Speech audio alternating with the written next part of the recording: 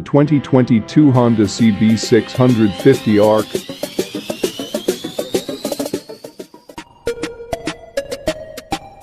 The CB650R features a sleek, streamlined design to match your sophisticated urban style.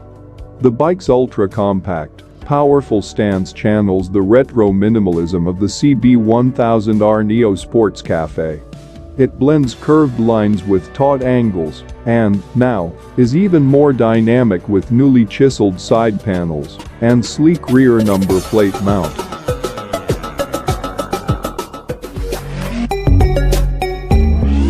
Power on the 2022 Honda CB650R comes from an inline, transverse-mounted 4-banger to the tune of 94 horsepower at 12,000 RPM and 47 pound-feet of torque at 9,500 RPM. This comes along with a host of changes relative to the base engine that powered the F model that preceded the R. This includes 5% more power generation above the 10K mark to go with the spanky new Euro 5 emissions rating qualification.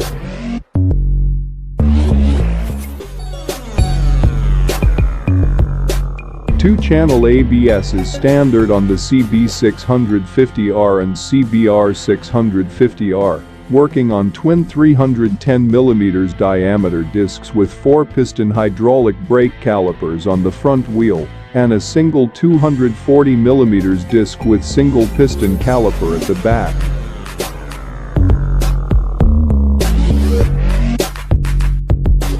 Last year's major update for the CB650R and CBR650R, the front suspension, is carried over, using 41mm diameter Showa separate function big piston, SFFBP, upside-down forks.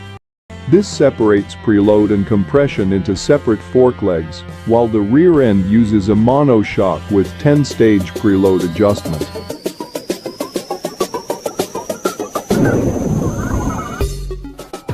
With the CB650R, less gives you more. The inline 4-cylinder DOHC16 valve engine is built to be used.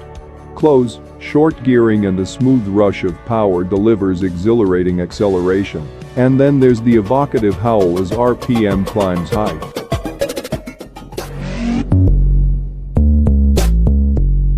An assist slipper clutch eases upshifts and manages hard down changes, while Honda Selectable Torque Control, HSTC, maintains rear-wheel traction. It's an engineering masterpiece.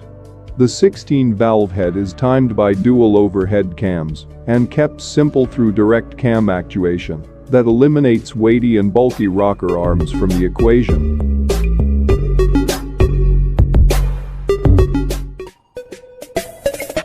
The CB650R received a significant refresh for 2021. The major news was the application of 41mm Showa separate function big piston, SSFBP, USD forks, high-quality suspension that really elevates the bike's handling ability.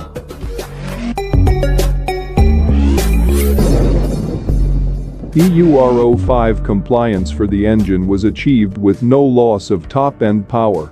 Other detail improvements included slightly more forward-set handlebars, improved visibility for the LCD display and USB Type-C charging socket under the seat. New side panels and rear mudguard were also minor cosmetic changes.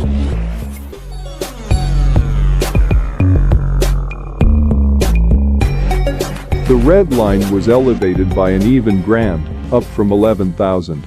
Power remains the same in the engine room, with the liquid-cooled, inline 4-cylinder, 649cc power plant putting out 93.8 horsepower at 12,000 RPM and 64 Nm of torque at 8,500 RPM.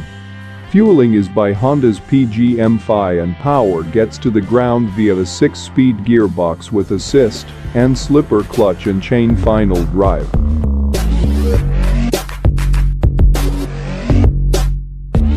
Bore and stroke mic out at 67mm and 46mm respectively for a 649cc total displacement and spicy 11.6 to 1 compression ratio that'll probably prefer at least mid-grade push.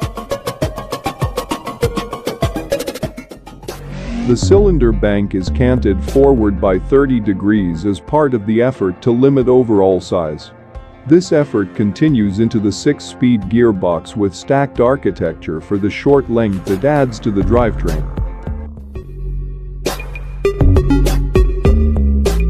A slip and assist clutch adds a level of safety for the rear contact patch with backup from the stock Honda selectable torque control feature that adds traction control features to the mix.